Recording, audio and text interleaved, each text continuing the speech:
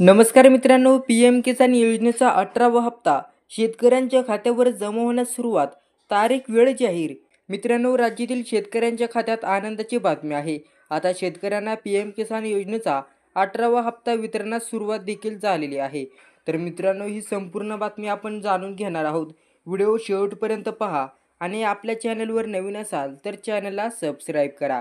भारतीय शेतकऱ्यांसाठी एक महत्त्वाची व आनंदाची बातमी समोर आलेली आहे.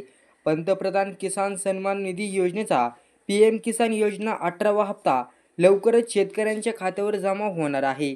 आपण आजच्या व्हिडिओमध्ये सविस्तर माहिती जाणून घेणार आहोत. 24 फेब्रुवारी 2019 रोजी भारत सरकारने पंतप्रधान किसान सन्मान निधी योजनेची सुरुवात केली. या योजनेचा मुख्य उद्देश देशातील लहान अल्पभूधारक शेतकऱ्यांना आर्थिक सहाय्य देणे हा आहे. शेतकऱ्यांचे उत्पन्न वाढवणे आणि त्यांची आर्थिक स्थितीत सुधारणा करणे हे या योजनेचा मुख्य हेतू आहे.